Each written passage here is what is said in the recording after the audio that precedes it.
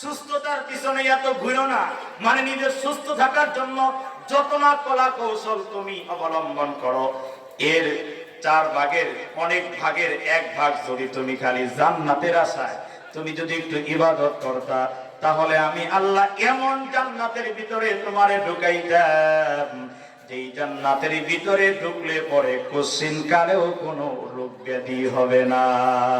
সুবহানাল্লাহ বলেন।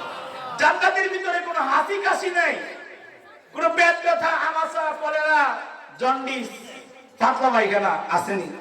কথা বলে হাগুমুতুর কোনো সিস্টেম জান্নাতে নাই। সুবহানাল্লাহ বলেন না। ওখানে কোনো দুর্গন্ধযুক্ত কোনো সিস্টেম নাই। জান্নাতে বান্দারা খাবে, অনেক অনেক খাবে। আল্লাহর হাজারো নিয়ামত জান্নাতের ভিতরে, খাবারের আইটেম খাবে বান্দা, পেট ভরে খাবে। পেট ভরে গেলে একটা শুধু ডেক উঠবে, এক ডেকের মাধ্যমে পেট আবার খালি হয়ে যাবে, আবার খাবারের চাহিদা হবে। কারণ খাবারের ভিতরে একটা মজা, একটা আনন্দ আছে না নাই? এটা জান্নাতের অন্যতম একটা নিয়ামত। বান্দা খাবে, ডেক দিবে খালি, আবার খাবে, যেটা যখন মন চায় তখনই সেটা খাবে। পেট ভরে যাবে, আবার ডেক দিবে, আবার খাবে, আবাদুল আবাদ খেতেই থাকবে। সুবহানাল্লাহ বলেন। ওখানে কোনো পায়খানা টাঙ্কি টুঙ্কি নাই, দুর্গন্ধযুক্ত কিছু নাই। ওখানে মানুষ কখনো টয়লেটে যাবে না, পেশাব পায়খানার সিস্টেম নাই। জান্নাতের ভিতরে কোনো রোগ বালাই নাই, কোনো ডাক্তার নাই। এই রোগটাকে আবার চিকিৎসা করার লেগে ডাক্তার দরকার। কথা বলে এমনি যে ডাক্তারি করবে, এত জান্নাতে গেছে, এত আরাম চাই, আবার ডাক্তারি করতে গেলে এটাও একটা পেরেশানি আছে না নাই? তো রোগীও নাই, ডাক্তারও নাই, রোগও নাই। সুবহানাল্লাহ বলেন। জান্নাতের ভিতরে এমন এক আল্লাহ তাআলা নিয়ামত দান করবেন, তার মধ্যে আরেকটা অন্যতম নিয়ামত হলো, দুনিয়ার মানুষের আরেকটা চাহিদা হলো, দুনিয়াতে কেউ কোনোদিন বুড়া হতে চায় না। ঠিক কিনা? কেউ কি বুড়া হইবার চায়? কেউ বুড়া হইবার চায় না। সবাই চায় আমি একটু জোয়ান থাকি। দেখবেন অনেক মানুষ আছে 60-70 বছর হয়ে গেছে, দাড়ি কামায়, মানে দাড়ি চাইতে রাখে, আছে না নাই? আমি তাদের খারাপ বলতেছি না, আমার কথা হলো উনি যে দাড়ি চাষে কিনলিগে বয়সটা যেন একটু কম দেখা যায়। ঠিক কিনা বলেন? দাড়ি কামায়, দাড়ি চাষে, আর এই দাড়ি চাষাটাই নাই এমন গুণা। অনেকে আবার ফতোয়া দেয়, বিভিন্ন ভাবে ফতোয়া দেয়, তবে যত ফতোয়া আপনি দেন, আপনি মনে রাখবেন এই পৃথিবীর জমিনের মধ্যে 1.25 লক্ষ, মতান্তরে 2.25 লক্ষ নবী রাসূল আসছিলেন। সকল নবী রাসূলের মুখে দাড়ি ছিল কি ছিল না? নবীদের কমন সুন্নাত গুলোর মধ্যে যেমন নবীরা বিয়ে করছেন, সকল নবীরা বিয়ে করছেন, সকল নবীরা সুগন্ধি ব্যবহার করছেন, সকল নবীরা উজুর হালতে থাকতেন। সুবহানাল্লাহ বলেন। সকল নবীদের মুখে দাড়ি ছিল। সুবহানাল্লাহ বলেন। এগুলো আমাদের নবী শুধু না, প্রত্যেক নবীর সুন্নাত। জোরে বলেন না সুবহানাল্লাহ। এই জন্য দাড়ি আমরা কামাবো না, রেখে দেব। কথা বলেন। দাড়ি রাখলে ফায়দা আছে না নাই? দাড়িটা আপনার গুনাহ থেকে হেফাজত করবে, গুনাহ থেকে দাড়িটা আপনারে বাঁচাবে। দাড়ির কারণে অনেক মানুষ সালাম বেশি পায়। ঠিক কিনা বলেন? দাড়ির কারণে মানুষ, অন্য মানুষ দাড়িওয়ালারে সম্মান করে। ঠিক কিনা বলেন? কবি বলেন, টিক টিক করে গাল, টিক টিক করে গাল, কোথাও নাই দাড়ি, তিন সেবে মুখখানি তার দেখতে লাগে নারী। পুরুষ মানুষের সৌন্দর্য হলো মুখের দাড়ি। দাড়ি যদি না থাকে পুরুষকে পুরুষ মনে হয় না। ঠিক কিনা বলেন? এজন্য দাড়ি রাসূলের সুন্নাত আমরা রেখে দেব, বলেন ইনশাআল্লাহ। তো প্রিয় বাবারা, ভাইরা আমার, বলতেছিলাম জোয়ান থাকতে চাই সবাই, সবার জায়গা থেকে সবাই চাই জোয়ান থাকি, বুড়া না হই। আল্লাহ কয়, বান্দা পৃথিবীর নিজাম হলো আমার 40 বছর আবার হয়ে গেলে পরে ওই মানুষটা আর জোয়ানদের কাতারে থাকে না। ওই মানুষটা বুড়া হয়ে যায়, আস্তে আস্তে দুর্বল হয়, আস্তে আস্তে চোখে কম দেখে, আস্তে আস্তে খাবারে অরুচি আসে, আস্তে আস্তে মাথার চুল, মুখের দাড়িগুলো পাকতে শুরু করে দেয়।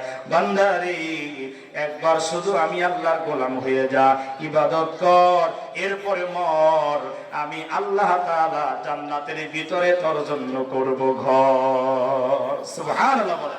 আল্লাহ কয় ইবাদত কর, বেশি বেশি আমি আল্লাহর গোলামি কর, এরপরে খালি মর, তাইলেই জান্নাতে পাবি একটা ঘর। সুবহানাল্লাহ বলেন। তার মানে যদি কেউ ইবাদত কইরা কবরে যায়, আমার আল্লাহ কয় জান্নাতীদেরকে এমন বয়সে, এক বর্ণনায় আছে 33 বছরের জওয়ান বানায়া প্রত্যেককে আল্লাহ জান্নাতে দিবে। এই 33 বছরের যুবক কোনদিন 34 বছর হইব না। সুবহানাল্লাহ বলেন। আজীবন এই 33 বছরের যুবক থাকবে, কোনদিন বার্ধক্য তাকে স্পর্শ করবে না। সুবহানাল্লাহ বলেন না। ওই জান্নাতের লোক আমাদের দিলে আছে না নাই? এমিয়া যাইতে মনে চায় না? ওই জান্নাতে যাইতে যদি মনে না চায়, তাহলে এটা আল্লাহর গোলাম না।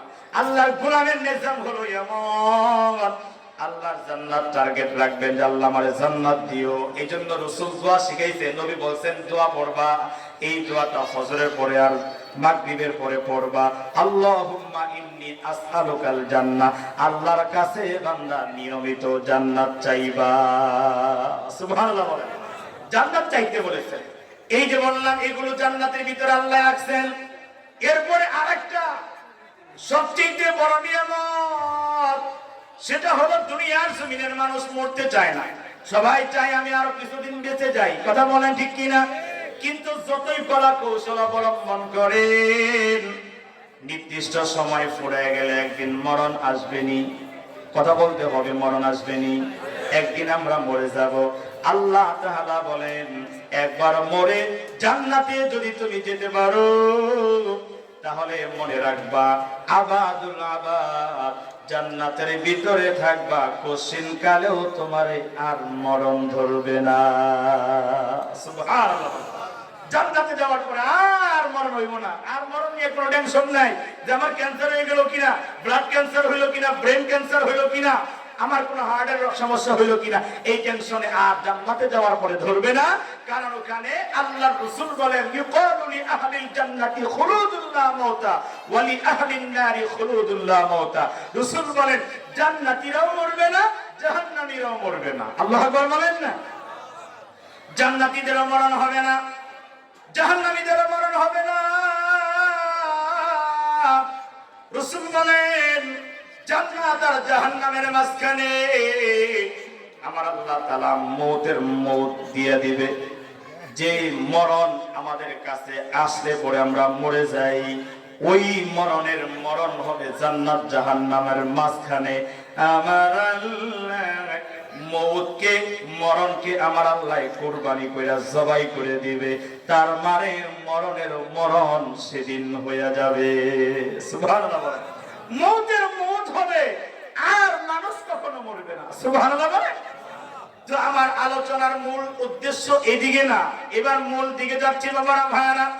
এই যে যেমন বলতেছিলাম জান্নাতের ভিতরে এত নিয়ামত আমার আল্লাহ রেখেছেন, জান্নাতের বর্ণনা দিয়ে শেষ করা যাবে না। নবী বলেন আল্লাহু তাবারাকা ওয়া তাআলা আ'দাতু লিইবাদিয়াস সালিহিনা মা লা আইনুন রাআত ওয়া লা উযুনুন সামিআত ওয়া লা খাতারা আলা কলবি বাশারিন। আল্লাহর নবী বলেন জান্নাত এমন একটা জান্নাত, আল্লাহ তাআলা তার জান্নাতি বান্দাদেরকে, যে বান্দারা ইবাদত বন্দেগী করবে, আল্লাহ তাআলার বন্দেগী করনে ওয়ালা বান্দা বান্দির জন্য এমন জান্নাত রেখেছে, যে জান্নাত সম্পর্কে দুনিয়ার মানুষ কোনোদিন, দুনিয়ার এমন কোন চক্ষু নাই যে জান্নাতের সৌন্দর্য দেখতে পারে। সুবহানাল্লাহ। জান্নাত এত সুন্দর দুনিয়ার কোন চোখ দেখে নাই। আল্লাহ রাসূল বলেন মালা আইনুন রাআত ওয়ালা উযুনুন সামিআত, দুনিয়ার এমন কোন কান নাই জান্নাতের পূর্ণাঙ্গ উপযুক্ত বর্ণনা শ্রবণ করতে পারে। সুবহানাল্লাহ বলেন না। শুধুই তাই না, রাসূল বলেন, আল্লাহ বলেছেন ওয়ালা খাতারা আলা কলবি বাশারিন, মানুষের এমন কল্প নাই যে কল্প দিয়া জান্নাতের কল্পনা করা সম্ভব। সুবহানাল্লাহ বলেন। তার মানে আপনি আমি যদি কল্পনা করি যে জান্নাত মনে হয় এমন এমন এমন এমন এইরকম সুন্দর হতে পারে, আপনি কি কল্পনা করবেন? হাজার হাজার কোটি কোটি মিলিয়ন মিলিয়ন স্বর্ণ রূপা হীরা মানিক কাঞ্চন জহরতন দিয়া জান্নাত আল্লাহ বানাইছে। আপনি কল্পনা করতে করতে আপনার লাইফ কেটে যাবে, 80 বছর 100 বছরের জিন্দেগি কেটে যাবে। এরপরে রাসূল বলে ওয়ালা খাতারা আলা কলবি বাশারিন, জান্নাত যে আমার আল্লাহ কত সুন্দর করছে, এটা তোমার অন্তর দিয়া কল্পনা করাও কোশ্চিন কালেও সম্ভব না। সুবহানাল্লাহ বলেন। এই যেমন জান্নাত আরামের জায়গা, মূল কথা হলো জান্নাত মানেই হলো শান্তি, যেখানে শান্তির কোনো সীমারেখা নাই। এখন আসুন আমি আর একটা দিক যাই, জান্নাত যেমন শান্তি, জান্নাতের অপোজিটে একটা জায়গা আছে, ওটার নাম হলো জাহান্নাম। ওটার নাম কি? কথা বলে। মৃত্যুর পরে মানুষকে আমার আল্লাহ দুই ভাগে ভাগ করবে। কয় ভাগে? মাঝখানে কোনো ভাগ নাই, দুইটা ভাগ। একদল জান্নাতি আর একদল কোথায়? কথা বলতে হবে, কোথায়? জাহান্নামী। একদল জান্নাতে যাবে আর একদল জাহান্নামে যাবে। যারা জান্নাতে চলে গেল তাদের ব্যাপারে তো আল্লাহ বললেন আসহাবুল জান্নাতি হুমুল ফাইজুন, চূড়ান্ত সফল তারাই। এজন্য আমরা দোয়া করব, আল্লাহ কোন রকম ভাবে হলেও, যে কোনো ভাবে জান্নাতের একটা কর্নারে হলেও আল্লাহ আমাদেরকে জায়গা করে দিও, আমিন বলেন। জান্নাতে গেলে সফল। যদি জান্নাতে না যান তাহলে আপনার জায়গা হবে জাহান্নাম। কতটা ভয়ানক জানেন? ওই জাহান্নামের ভয় আল্লাহ তাআলা অন্তরে রাখতে বলছেন। আল্লাহ তাআলা বলেন জান্নাতের লোভ যেমন অন্তরে রাখবা, ঠিক তেমনি জাহান্নামের ভয় অন্তরের ভিতরে রাখবা। জাহান্নামের ভয় যদি কারো দিলের ভিতরে আইসা যায়, ওই বান্দা জাহান্নাম থেকে বাঁচার জন্য মিথ্যা বলবে না, সুদ খাবে না, ঘুষ খাবে না, অন্যায় করবে না, পাপাচার করবে না, নামাজ ছাড়বে না, জিনা করবে না, নষ্টামি করবে না, জুলুম করবে না, খারাপ কাজ করবে না। কারণ জাহান্নামকে যেই ব্যক্তি ভয় পায় মনে করবে এই কাজের জন্য বুঝি জাহান্নামে যায়। ভয় করতে হবে। এই জন্য আল্লাহ যত পেয়ারা বান্দা ছিলেন, নবীজির পছন্দের সাহাবীদের মধ্যে অন্যতম একজন সাহাবী হযরত আবু যর গিফারি রাদিয়াল্লাহু তাআলা আনহু। এই আবু যর গিফারি রাদিয়াল্লাহু তাআলা আনহু সব সময় জাহান্নামকে ডরাইতেন। জাহান্নামের ভয় তার দিলের মধ্যে ছিল। আবু যর গিফারি সব সময় আল্লাহর কাছে দোয়া করতেন আর ভয় করে এরকম বলতেন, আল্লাহরে ডাক দেয়া বলতেন, আল্লাহ আমার মন বলে যদি কাউরে তুমি জাহান্নামে যাওয়ার জন্য বানাও, ওই একজন বান্দা বুঝি আমি আবু যর গিফারি হয়ে গেলাম নাকি। আল্লাহু আকবার। আবু যর গিফারির দিলে কত ভয়, অথচ কোন সাহাবী জাহান্নামে যাবে না। সাহাবীদেরকে আমার আল্লাহ জান্নাত দান করবেন, সুবহানাল্লাহ বলেন না। কিন্তু তাদের এই ভয়, কি ভয়? যে ওই জাহান্নামে যদি আল্লাহ একজনকেও দেওয়ার জন্য বানায়, মন বলে আমি ওই একজনের মধ্যে পড়ে যাই কিনা, সুবহানাল্লাহ বলেন। কতটা ভয় ছিল। এই জন্য ভয়ার আমার ওই জাহান্নামকে ভয় করা দরকার।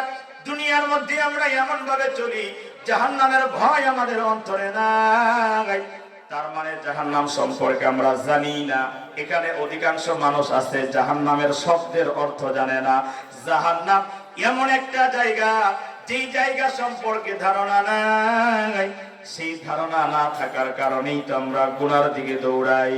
যদি কারো দিলের ভিতরে জাহান্নামের ভয় থাকে, কারো দিলে জাহান্নামের শরম যদি থাকে, তাহলে ওই ব্যক্তি অন্যায় করে না, ওই ব্যক্তি গুনাহ করে না, ওই ব্যক্তি নামাজ ছাড়ে না। কারণ ওই অন্ধকার কবরের ভয়, জাহান্নামের ভয় তারে গুনাহ থেকে বাঁচায়। সুবহানাল্লাহ। এজন্য জাহান্নামের ভয় আমাদের দিলে রাখা দরকার। যেমন মনে করেন, আমি আপনাদেরকে একটু বুঝাই জাহান্নামটা ভয় কেন করবেন।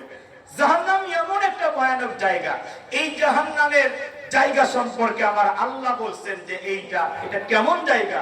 আল্লাহ কয়, বান্দারে খবরদার, জাহান্নাম কিন্তু বসবাসের উপযোগী কোনো জায়গা না। কুল্লারু জাহান্নাম আসাদু হাররা। আল্লাহ কয় খবরদার, জাহান্নামে কিন্তু আগুন আছে, আগুন।